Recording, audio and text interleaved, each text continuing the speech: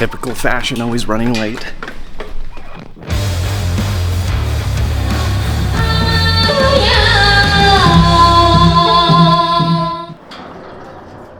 Ay, I'm always late. I have to meet some friends right away because today we're going to Kulen Mountain. Really looking forward to it. Haven't been there in a long time. Such a beautiful place, and in hot season, so refreshing to go in that waterfall. It's just unbelievable. So I'm going to take the little Cub machine, the little Frankenstein bike. Some of those hills have a bit of a climb, so we're going to push it to its max today, I think. But should be a good adventure.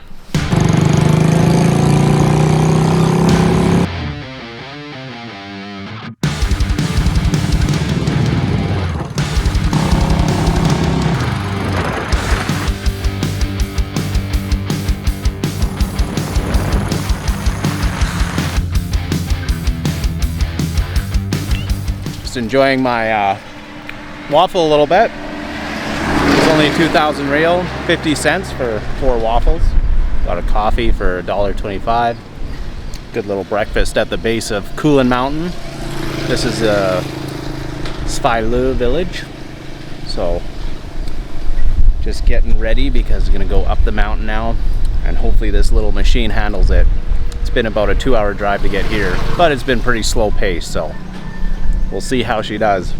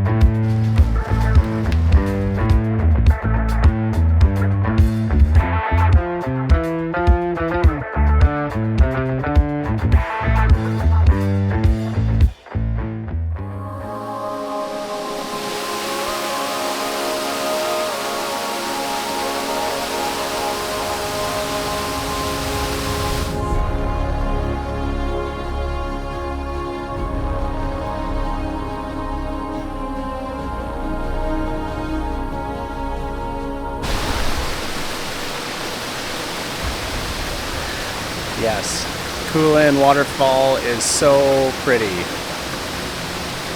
But I'm also a little disappointed. I make it a point to come here every year, at least once, just because the waterfall is just so epic. And in dry, hot season, when you're just dying of heat, the cold air and wind coming off that waterfall is so refreshing. It's a lifesaver in hot season. But I'm noticing this trend every year. It's getting a little bit worse, and this year I was especially sad. As you're looking at the waterfall, you really have to put the blinders on, because in your peripheral you're going to see garbage. You're going to see a bunch of poorly made structures everywhere with tarp roofs for resting. There's just like junk everywhere. It's so strange. It totally takes away from the beautiful nature. All this man-made plastic junk everywhere, floaty toys, super weird. And every year there's more and more and more, and now you're starting to see the garbage get into the river, junk that's left behind. It's really sad. So I'm not gonna try to focus on that. I'm gonna try and just enjoy the day. Came up with a bunch of friends and we're having a good time, a lot of laughs. It was a fun drive up here. The little Frankenstein Cub made it up the hill. Wasn't easy on it. I think the engine got pretty hot. I pretty much had to ride the whole way up in first gear. Sometimes I got second, but it's a lot for that little 50cc engine. And I'm pretty heavy too, so. I'm gonna try to feature some of the best of visiting this site, but they should really just get rid of all of it and keep it in a natural look.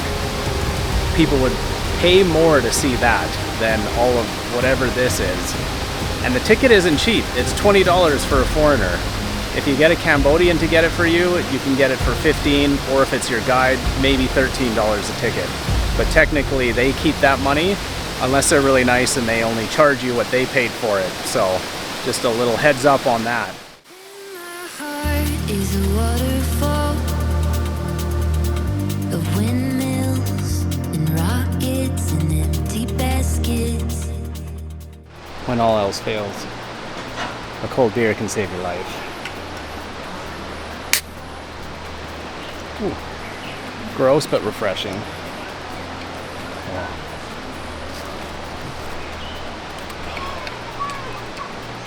Man, that is so good. Oh yeah.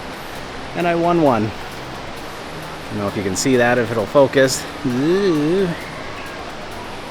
Yok moi.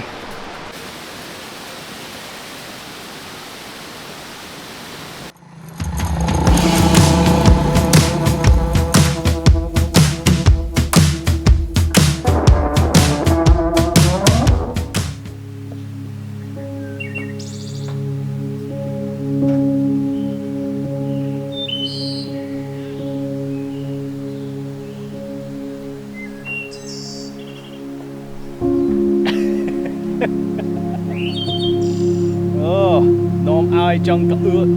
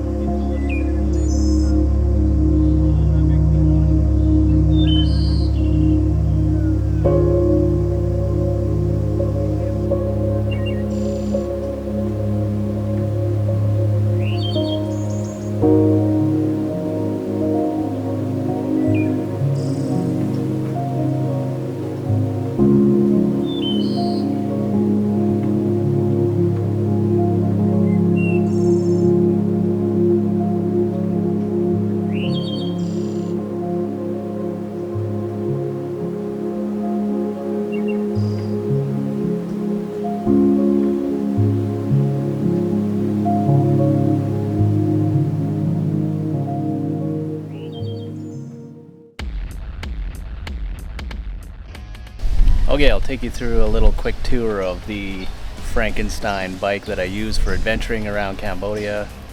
So it's originally a Honda Cub 50cc. I think it's about a year 2016, something like that. It looked way different before. So obviously all the plastic and fairings have been stripped off. It's been brought down to just its skeleton frame, but it is still the original 50cc motor, with the exception of a straight pipe that's been put on there, and the carburetor has been rejetted, different air box, just a small cone air filter, and adjusted so that it runs properly. It has both a kickstart and an electric start. Doesn't use a key, so to turn it on it's just a matter of flicking the switch and then it fires up. Need both switches on. And then it fires up. But it is a bit loud because it is a straight pipe. And to turn it off, you just flick the switch off. There's two switches for on and off, because one also controls the power, the lights. So this light switch has both a yellow and a white light switch. It's like a three-way switch depending what color you want, and then just off. The biggest modification to this whole bike, which wasn't that difficult, is welding on a new neck so that I could have these different handlebars on. Probably the most expensive upgrade was the tires front and back. Wanted something a little more grippy, better for out in the country, and so these were a little bit more expensive. I think they were like $30 a tire. But that was the most expensive upgrade. Everything else was just a matter of taking it off, modifying it a little bit, nothing too crazy. And then it was just, of course, just spray bombed black.